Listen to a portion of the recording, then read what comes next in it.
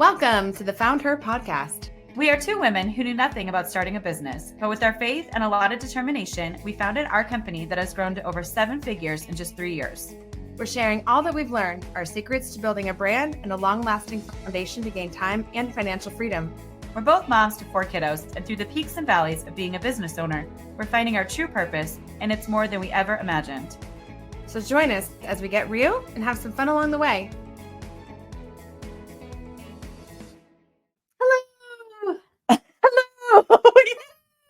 It just sounded like, I don't know what it was, but that like it's in a movie or a commercial and he's like, hello. You know what I'm talking about?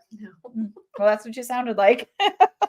That's great. How you doing, Deedsters? Oh, Deedster's doing good. How are you doing, Reedsters? We're such dorks. I know. The amount of names, can we talk about that for a second? The amount of names that we have, right? So my name is Dianne, but I go by Dee, Di, Deirdre. and then Deirdre. Deirdre actually is only you that calls me that, but that means like we mean business. Like we have work to do. Pay attention. But we have got to go get something done. And then what are you? I don't know. We call you a lot of things. We call you. Do you know that my nickname in college? I have a confession. Okay, so I went to a Christian college.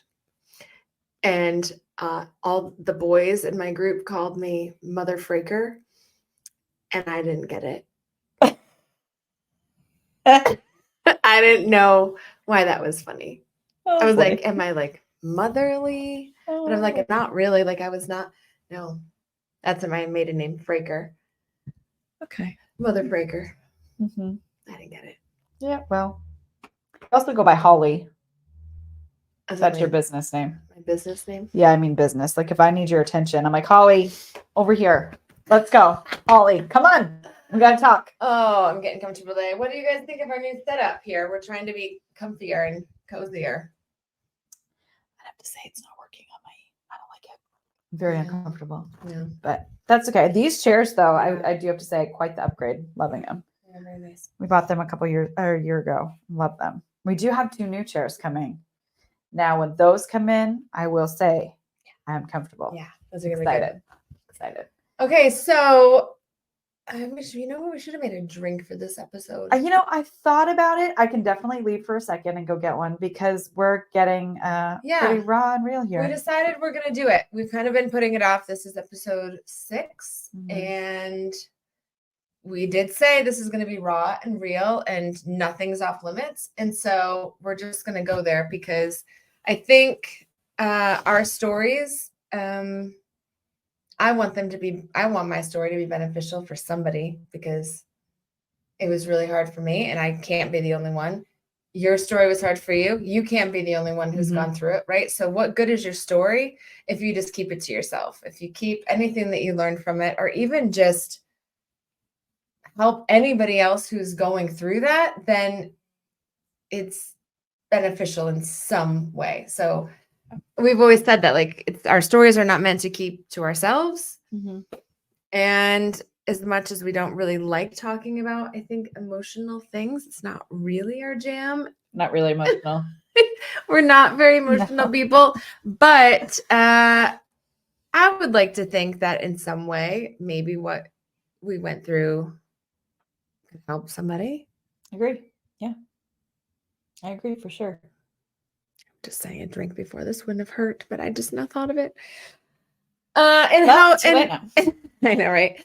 And this applies to anybody going through like anything. Like, what do you do when life throws you a curveball? Like, you have responsibilities and, especially families and kids. Yeah. A business to run. Layer in being a business owner, and it comes back to you and your presence in the business means if your doors stay open or not.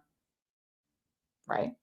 Yeah. It's hard. Right. But then it's your life, and personal stuff happens in life that is completely out of your control. Yeah. And so how do you deal with that when those things, I'm not going to say happen to you, when those things just happen.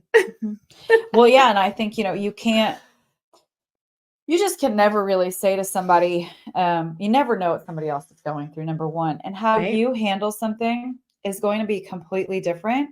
They could go through the same situation and handle it completely differently. And that's okay. That's okay. That's how it is. You can't judge somebody for, well, they're handling it different than me. And you have to just be there and listen and help and, just No right help way, people. There's no no wrong right way. way. Yeah, No. exactly. So for instance, I'm gonna get into yours first. Ready. But yours is something that like a lot of people, especially, my age and older, we're all gonna go through it. Everybody will go through it. Everybody will go through it. It's Mhm. the death of a parent. Some people go through it a lot sooner than they ever should have to. Mhm. You went through it a lot sooner than you thought you ever would. But we had I don't even know if we'd been in business for a year in the little A store, tiny bit over a year. Just around a tiny bit, year. yeah. So very, very new into Mhm. business life. I was still working 2 jobs, still had all the kiddos. You were pregnant with the twins And working 2 jobs. and working 2 jobs. Yep. And you're like, hey, my mom's sick. What should I do? Mhm. You want to talk a little bit more about your mom's journey a little Yeah. bit? Because she Yes. didn't just get sick and that was it. Yeah. You'd had some inklings, I think, for years Yeah. leading up to that. Mhm. Yeah, so I'll definitely talk about it. Before I do, I will say, when I reach out to somebody who is recently going through what I went through with the loss of my mom, I think the easiest way to describe well, it's not easy. The words that come to my mouth first, right? I can never say I'm sorry or I'm thinking of you. It just sounds so Hallmark credit card, Hallmark cardish. And it's I don't know. And it's a thing. Yeah, thoughts and prayers. Yeah. Thoughts and prayers. But it's we all join a club. We all join this club that we never want to be a part of, but we all end up getting there sometime. At some right. point, we all join this club. Yeah. Everyone's a member, but no one wants to be there, right? And it's just I forget how I say those words because if you haven't noticed this, I butcher things very easily. I'm like, there's a sharp tool in the crayon box. There's like, no, that's not how you say that phrase, Diane. Sharpest tool in the shed. And something about a crayon. There's a crayon in there too. But yeah, so my mom, we lost my mom in 2019 to dementia, and she hid this disease for a very long time. Looking back now, seeing some of the things that she did was honestly like pure genius. I just told the story on Saturday. But she was very creative, and my goodness, she was stubborn. And she just did not, and she needed no one. She did not need anybody to take care of her. She was fine. Nothing wrong with her. So she really did a lot of things to hide it from all of us. And I was always on to her. I mean, I remember I was pregnant with Cole, and every time we went to Dunkin' Donuts, she wanted another donut. And I was like, lady, I haven't even seen you eat the last donut. Where are they? And she had them all in her purse, and she kept forgetting she was ordering them. But I did every time we went to Dunkin' Donuts, I got her another donut.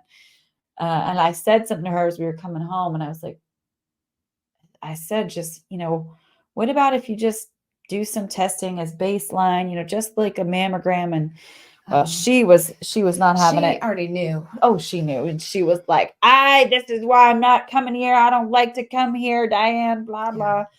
And that's because I don't want to say I was on to her because that's not fair, but I was definitely picking up on some of the things that I saw her struggling with. And, she was genius. We ended up going down. My dad, she went in for a procedure and she went under anesthesia and did not come out basically well. I mean, she woke up and she came out of it, but it almost like propelled her in a sense. And, we went down to Florida and she found notebooks of hers, and she would draw what the lock would look like on the door as locked or unlocked. So she always knew. Wow. Yep. She had calendars and she would circle days that were important. She would write out clearly as like names would come to her, and then she would draw the lines of who was connected to who, which was fascinating. But I think one of the things that was most amazing, and I made fun of her for this, but we're a big NASCAR family.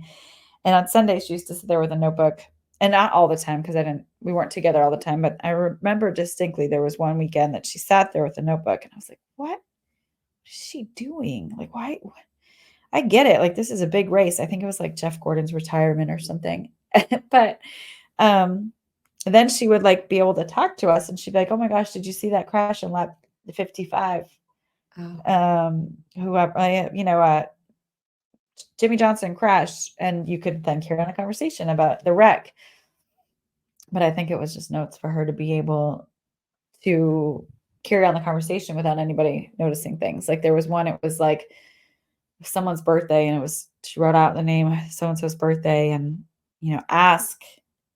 she wrote this note to herself, ask how their day was. And so, and I look back, my oldest sister wants to write a book and call it Breadcrumbs, because the things that we found that week in the house was just amazing and fascinating. But she really tried to hide it up to the very, very end. And I think the most amazing part of it is that she never let us know that she didn't know who we were. I think we were blessed in that sense, because some people have to go through that. But I do think my mom knew who we all were. I don't think she forgot, especially when she would see us. Yeah. Looking back, how many years do you think that she had been suffering? I believe the timeline from the doctor and the one that I provided was about 7 years. That's a long time to I keep forget. a secret. Yeah, or not ask for help. Do you think that your dad knew? I think my dad probably noticed. I mean, there's some points of denial. Yeah. You see what you want to see, and I'm sure that there was some denial in there too. But right, it's that she probably also hid a lot from him. Yeah, I think I think she was epic at it, but I think of course you're going to notice subtle changes, but of course you don't want to admit at times that there are changes happening, and that's I think the hardest part. And since we actually recently launched a foundation for. You're wearing the sweatshirt. I am. I'm wearing the sweatshirt for caregivers of Alzheimer's and dementia patients and helping them get resources. But and the name of your foundation? Trust the Light Foundation. Yes. So tell us about the name of the foundation. Oh, sure. I was going to tell another story, but I'll tell this one first. So Trust the Light Foundation, it was a long time. I remember my sister and myself going back and forth, and my dad, we had like a group text, and we were going back and forth around the idea of a name, and we had one, but it just wasn't sticky enough. It didn't feel right. And so where my mom grew up, her bedroom window looked out to Boston Lighthouse. And so that spot for her is it was a very important memory. Yeah. Where she's buried also looks out at Boston Lighthouse. So that was one of the reasons, is really about the light and being the lighthouse. And then the second part to that is also, when during that week leading up to her passing, I ended up finding a book, and the only sentence in it that was circled was, I trust you, Jesus. And it became like the thing that just kept showing up over and over again. When we were in hospice, and the, what's it called? Like the little church thing that's inside hospice. It has like a special name for it, but the chapel. Yeah, whatever. Yeah. And some lady was I sitting in there by myself? I don't know how it was working, but we were sitting in there, and they walked in and handed us a card, and that's what it said on it. And just throughout this whole process of watching, basically, of us losing her, and then the healing afterwards, and I can definitely speak to the healing for myself. That verse, trust in the Lord with all your heart, has been what saved me and helped me get through it. So, well, Jesus saved you. Yeah. But yes. I think during that whole process, it was really cool to see you When we always talk about God winks and like looking for signs, but man, you had probably the most signs out of any person I've ever like known, actually, or at least that anybody has ever like shared, but you had a lot of signs in there about things that you found, verses that you found, numbers on a clock, like things that she said in her last moments, like everything I think was like pointing you to God so much that like you couldn't really deny it or ignore. No, you couldn't ignore him anymore. You're like, okay, dude, I get it. Yeah. It's pretty obvious now. Here I am. Yeah, it was crazy. I'll talk about that time. 6:48. Is that the story you're going to tell? Well, no, but now I'll tell this one. I'm just going to keep talking stories because I think this one is crazy. We walked in, I got to Florida, my sister and I was like 8 months pregnant with twins, mind you. And thank goodness your brother actually said something to me. He said something to you when we found out I was going to actually make the trip. And my sister said she'd go with me, and she would have driven me if we needed to. She was ready, or drive home, like whatever we needed to do. But your brother was like, he was a flight attendant, right? Mm-hmm. And he was like, she needs a doctor's note that she's having twins and she's not that far along because they might not let her on the plane. And Definitely. I went through I wouldn't have let you on a plane. They do not want babies being born on. No, and I was huge. And I remember I had to go through all that. But anyways, we get there and she ended up being moved to ICU. And the next morning we met with the care team and we walk in and the clock was stopped. And I said to my sister, I said, look, the clock stopped. And I think it was 6:48. I swear after that point, my sisters, my dad, all of us, anytime AM or PM, when that time came around, we'd like hold our breath. And I'm like, okay. And then, they said to us, hospice had us leave. And then one of the things that my aunt who was with us said, sometimes people don't move on if there's still like unfinished business or unfinished things. And I was still in Florida. I wasn't home safe. And so it was on my mind. And I was like, what am I doing? We found out where I would deliver these babies in this hospital. But I was there already almost 2 weeks. And so I was like, we got to go home. I got to go home. So I went home and I flew home Saturday night, landed around 11 o'clock at night. And then in the morning, my dad called me that my mom had passed over in the morning, like right in the first thing. She waited for you to leave? Yeah. And it was, my dad called me at the same time that the clock was stopped on. What, on purpose? No. Like he didn't know what time he called you? No. It had nothing to do with that? I hung up the phone and he was moving along calling all of us. And I remember I sat up in bed and I was like, holy crap, what time is it? And I looked at my phone and I circled it and it was 6:48. Mm-hmm. That's really weird. Mm-hmm. I think that's the big, you talk about God winks, right? Like, I think that was the biggest one of all. You can't make that up. Can't make that up. Can't make that up. You can't deny it. Can't make it up. And there's no such thing as coincidence. So it's just not coincidence of what? That was God telling you it's okay. Yeah. Yeah. 100%. So then talk a little bit more about what made you want to start a foundation, or when did you start thinking about, okay, we can go back and talk a little bit about like grieving. How do you grieve for a parent and what that looks like, and kind of your process moving through that. And then, because I would imagine, I'm not going to speak for you, but the foundation whole thing didn't come until years after that whole process of grieving, relocating your dad, Yeah, I think the foundation for me, one night I was sitting there and my mom was like this. She was a helper. She wanted to help anybody and everybody. That's what she wanted to do. And, she used to volunteer at the high school and when she was in Florida, and she just one of the most like giving people you'll ever meet. Sit there and listen. She'd listen to anybody, but then she'd want to talk to you too.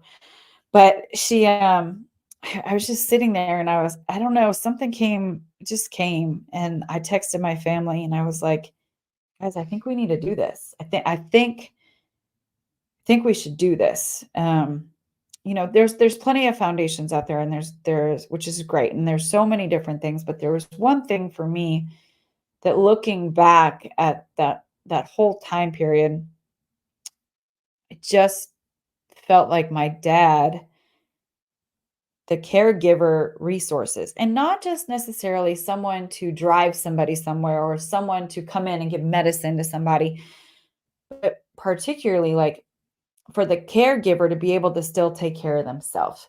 And Mm-hmm. so even just someone to talk to or listen or whatever, and just be a support system. And I just feel like where I didn't go through this. It's just me looking from the outside perspective in. I just wish my dad had more of that.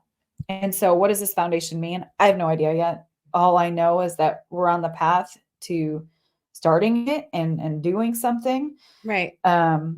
Because the greatest gift you can give, I think, an Alzheimer's person is keeping them in their own environment, Yes. keeping them at home, obviously keeping them safe. And in routine. All of that happens at home, but it becomes nearly impossible for that household to still function in the same way, for the other caregiver to keep their job.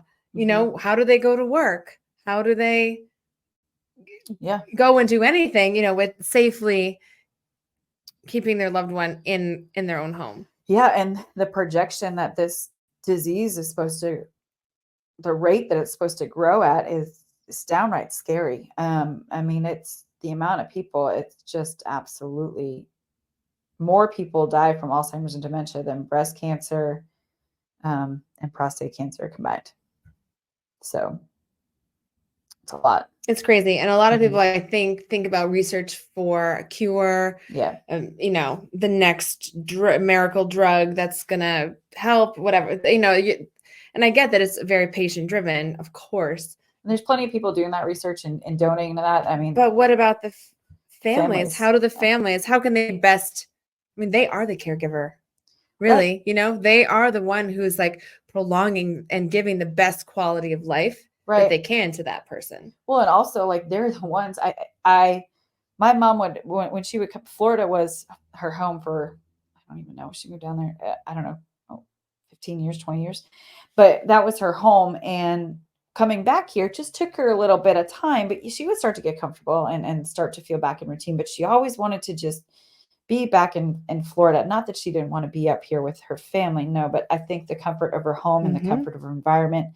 And man, if you broke her routine, this is one of the telltale signs in the beginning. Now, knowing what I know now, how that showed up, but the importance of routine and the caregiver sometimes just needs a break, but you got to still find a way to keep that person in routine. And so I don't know how we're going to do it, but we're going to do it. We're going to give resources. And, there is also on the other side of that, how do we help someone find normal again, or find peace, or move forward if their loved one does pass, so there's also those caregiver resources and support to provide on the other side of it that I think is important for us to do. What does that look like? I don't know yet. But so what helped you as you kind of had to go through that? I mean, part of it was just you had twins shortly after. So there's that. Maybe the fact that you didn't really get a chance to grieve. You didn't have a chance to stop and to really take it in. It was just kind of go, go, go, and then had a business to run and all the things that life just throws at you. And I would imagine actually you probably grieved over a longer period of time, almost because you just life just kept hitting. Yeah. I mean, I remember at her wake, I was standing there. What I was thinking when I wore like 4-inch heels, that I was standing, I don't know what it is, like at the I'm so sorry line. You know how at weddings it's a receiving line? I'm like, what is this line? Anyways, my family and I were standing there and we had this code word pineapple.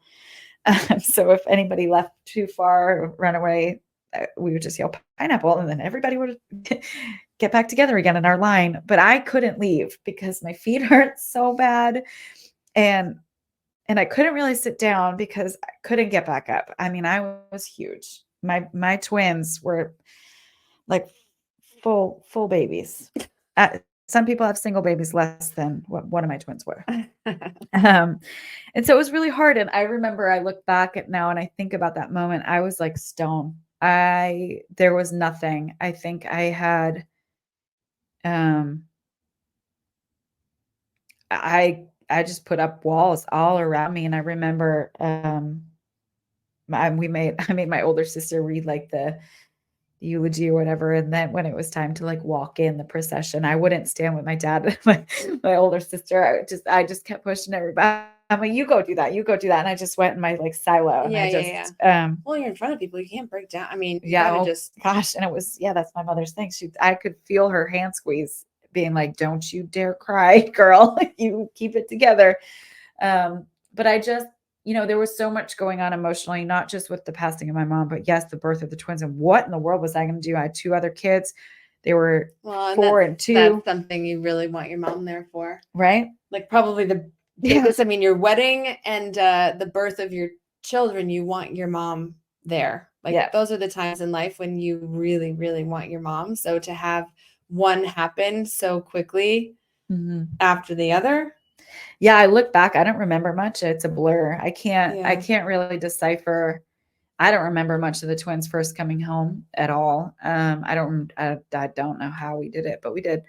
But there's so much of it that I just feel like in the beginning I didn't necessarily deal with. And then I do remember I had a point probably about 6 weeks after having the twins. I mean, I was on my dining room floor, my kitchen floor. I don't really remember. And that was it. I had I just broke. Yeah. And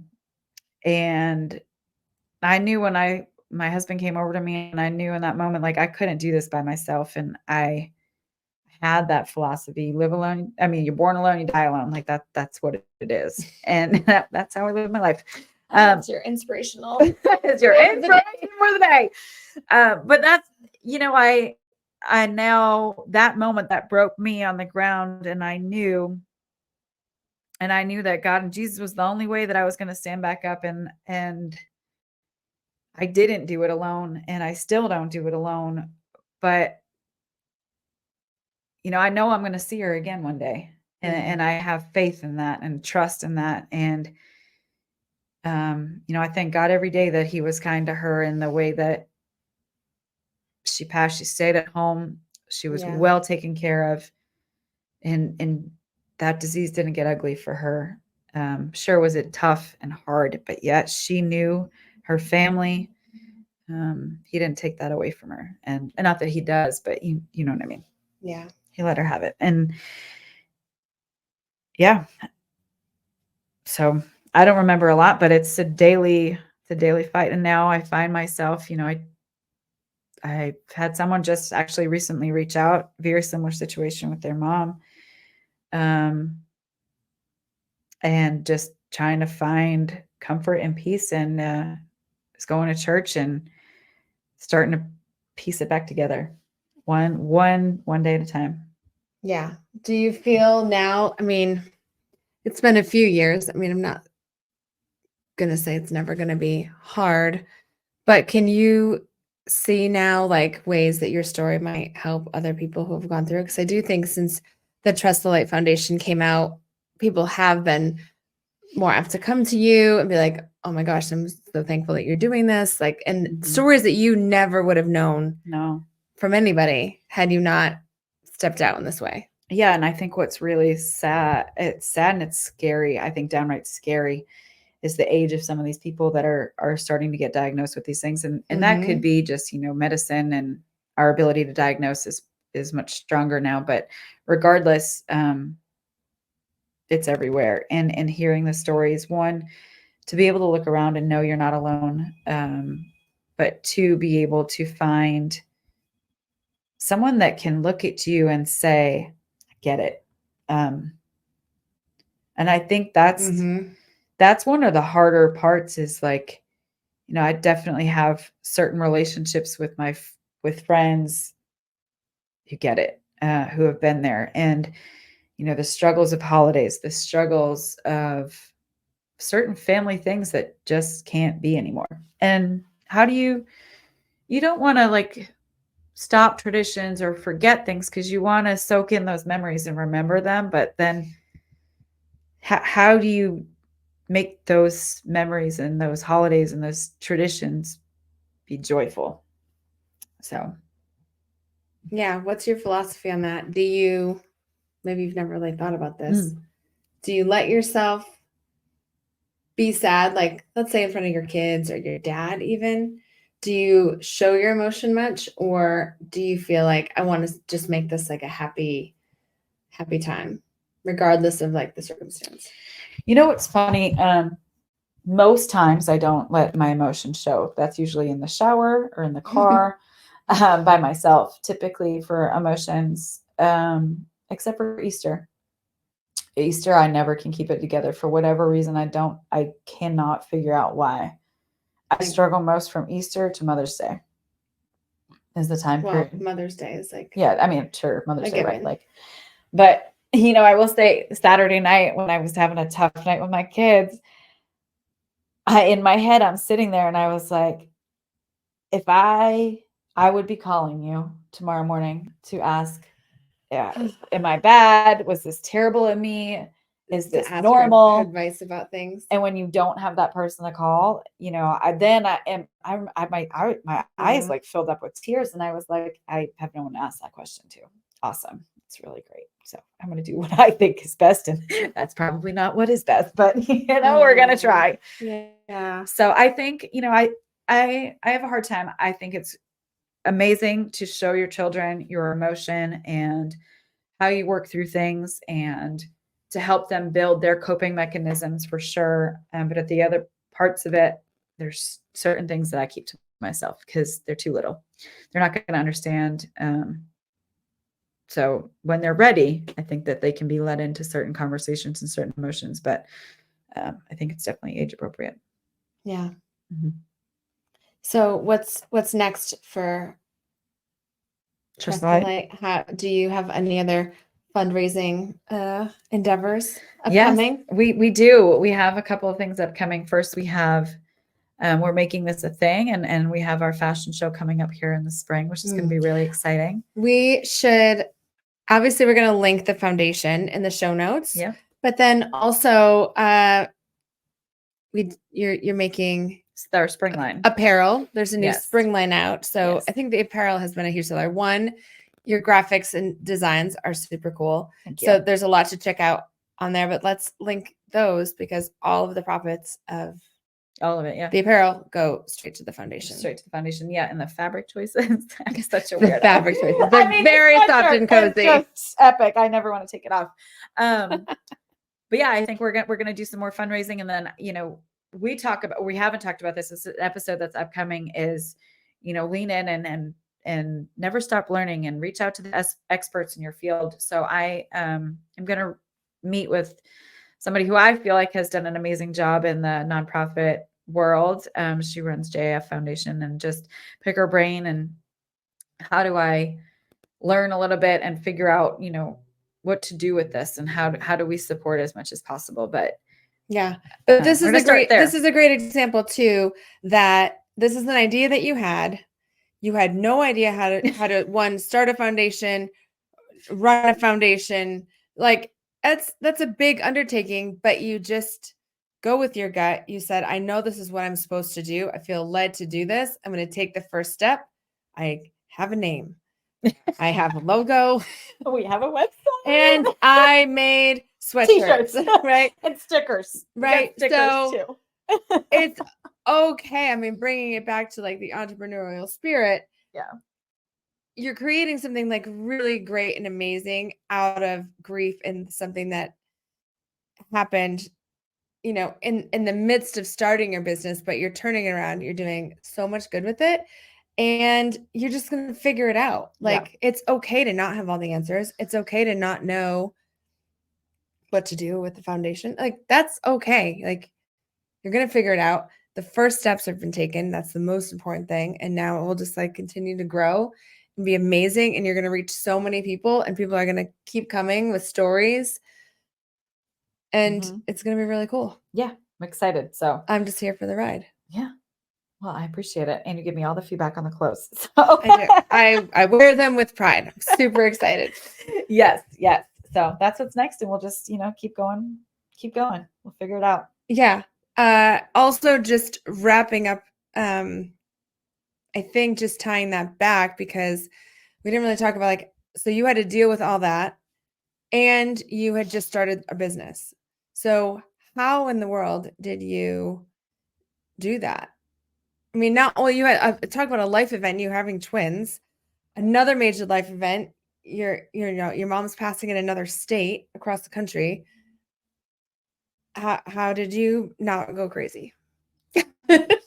Well, when you say it all like that, right? It's a lot. I mean, yeah, you handle it because that's just you, and that's your personality. Is you just do it already, Mm-hmm. But when you think about it, it sounds crazy, like a lot. Yeah. So my mom passed we went down middle of July in 2019. She ended up passing the end of July 2019. I had the twins September 2019. We actually signed the lease for our expansion in February 2020. So yeah, we can layer in that expansion part and this whole grieving process. I think what I did is I avoided it and poured yourself into work. Kept myself as busy as I could. Yeah, that's a technique. Yeah, that's exactly what I did. I just kept going and going and going. And I think one thing that I wish that I did more is checked in with my family around me. How are you doing? I think we all didn't do it because I think we were all doing the same thing. Probably still do it because that's our nature. That's what we do. Yeah. And so I think, I cared a lot about my dad. How are you? This was his wife, Yeah, so yeah. But it's my mom, and it's okay for me. It's really hard to check. Okay. It's hard to check in with other people when you're feeling the same, and you really just want to think about yourself and how you're feeling. Yeah, and I think I was so tired that when the moment came where I had a second, I think I just passed out and went to sleep. Yeah. But I think from a process perspective and how I got through it is I kept myself very busy. I think you got through it because you had the most amazing business partner in the whole wide world. I mean, I don't know how you could have done anything without her. She's amazing. Yeah, we kept ourselves really busy. And then, COVID came, but just kidding. Yeah. No, but you lean on other people when you have to, for sure, because you did the same thing for me. So obviously you're gonna. Yeah. I was like, we're going to get there. We both were going through things at the very same time, even though they were so different. I think we held each other up, not even realizing that we were doing so. And we just kept walking And we probably forward. both threw ourselves into work as a coping mechanism, and it worked for both of us. Right. Here we are. Yeah. Okay. So this is your episode. Yeah. It looks like we weren't sure if it's going to be 1 or 2. We'll have to wait till next time. Till next time. Yeah, I think there's one question that we have, and I think I want to take the answer for it. It came over, and it was about if you could talk to yourself 8 years ago or your 18-year-old self. So let me try that again. I read it 8 times. What advice would you give your 18-year-old self or yourself 8 years ago? Okay. I'll answer it next time. What's your answer? Time is precious. You never get time back, ever. And you certainly aren't thinking about that when you're 18. No, you're not thinking about that when you're 18. And you're not thinking about that when your list is 18 miles long. And my dad told me this story recently about when I was in preschool, and my preschool teacher said to my mother, "You get on the floor and you play with her, you hang out." Ugh. And so are you trying to mom guilt us now? No, this just came over the other day, and I tell myself this now, when I'm trying to wrap something up or I need to do something and someone needs something, I'm like, you know what? and Laura is really good about this. I'll Mm. say, I got to go to baseball. And she's like, you get to go to baseball. So I'm changing and I'm trying really hard to rephrase. And I have Laura's voice in the back of my head. I get to do these things. One, Mhm. two, when I have the opportunity to do things with the kids, I'm going to say yes. And I'm even the little things, like something as little as just watching quarterback with my son this morning for 30 minutes made his day. And if you haven't watched quarterback, you should watch it. And then go Chiefs. And then the last thing is, I used to say this when I worked corporate world is I'll never get that time back. If there was something that was wasting my time, You still say that I still say a that. lot about things that I'll never you don't want to be spending your time on. I'll never get that time back. And for those of you that are self-employed and you have a service, you charge for your time because that is the most valuable asset of your life and you'll never get it back. Yeah. Mm-hmm. So time is precious. And I know that's so cliche to say, but it is. Spend the time with your family, spend the time with your friends, go do the things, go travel to the places. I'll even say that. The work will always be there. Yes, it will always be there. So that's my message. That's what I tell myself 18 years ago, or that would mean I'm only 36, but my 18-year-old self or 8 years ago, time is the most important thing we have. It's a great advice to end on. You're welcome. Until next time. Thanks.